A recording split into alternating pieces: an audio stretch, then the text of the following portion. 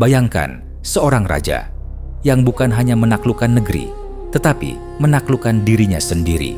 Ia adalah Dzulqarnain, seorang pemimpin yang disebut dalam Quran sebagai raja yang diberi kekuatan luar biasa. Allah memberinya jalan untuk mencapai segala sesuatu. Ia memiliki kekuasaan, pasukan besar, teknologi yang melampaui zamannya. Ia bisa menaklukkan dunia.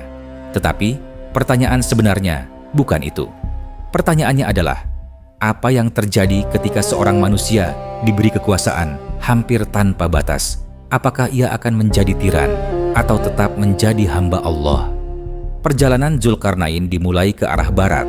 Ia sampai di sebuah tempat yang oleh Al-Quran digambarkan seakan-akan matahari terbenam di dalam mata air yang berlumpur hitam. Di sana, ia menemukan satu kaum. Allah menguji Dzulqarnain dengan firman, "Engkau boleh menghukum mereka atau memperlakukan mereka dengan kebaikan." Jawaban Dzulqarnain tegas, siapa yang zalim akan ia hukum.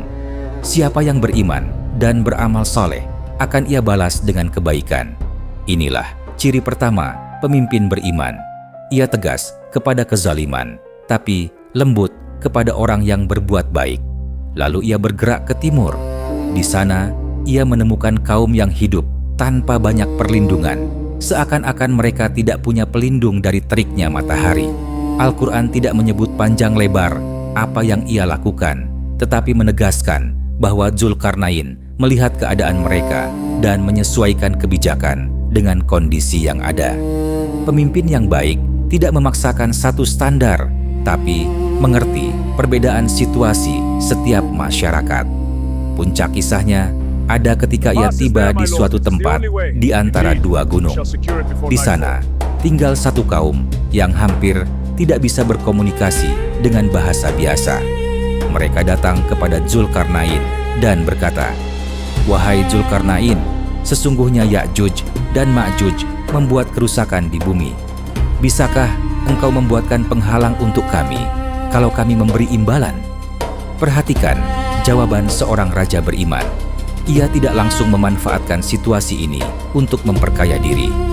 Dzulqarnain berkata, "Apa yang Tuhanku jadikan aku kuasa padanya adalah lebih baik.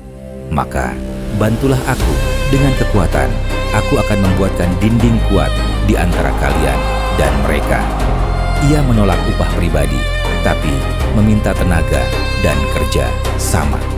Lalu ia menyusun proyek pertahanan raksasa, menumpuk lempengan besi, mengisinya hingga 2 puncak gunung, kemudian menyiramkannya dengan tembaga panas sampai menjadi struktur kokoh yang Ya'juj Ma'juj tidak mampu memanjat dan tidak mampu menembus. Bayangkan teknologi dan organisasi yang dibutuhkan, mengumpulkan bahan dari berbagai tempat, mengatur tenaga kerja, memimpin proyek yang bukan hanya untuk satu kota, tapi untuk generasi-generasi setelahnya. Tapi ketika tembok itu selesai, Dzulqarnain tidak mengklaim, "Ini tembokku, ini prestasiku." Ia berkata, "Ini adalah rahmat dari Tuhanku. Maka apabila janji Tuhanku telah datang, Dia akan menjadikannya hancur luluh, dan janji Tuhanku itu benar." Di puncak keberhasilan proyek raksasanya, ia justru menegaskan, semua ini sementara. Tembok akan runtuh, kerajaan akan hilang.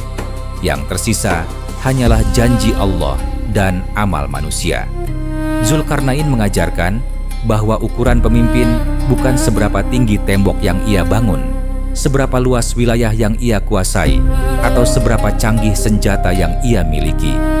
Ukuran sejatinya adalah, apakah ia melindungi yang lemah, adil dalam menghukum yang zalim, tidak menjadikan kekuasaan sebagai alasan untuk lupa bahwa semua ini hanyalah titipan sementara dari Allah. Di zaman ketika banyak penguasa bangga dengan tembok, rudal, dan koalisi militer, kisah Dzulqarnain mengingatkan kita bahwa kekuasaan tertinggi bukan milik raja manapun, tetapi hanya milik Allah, dan pemimpin terbaik adalah yang menggunakan kekuatannya untuk menahan kerusakan, bukan menyebarkannya.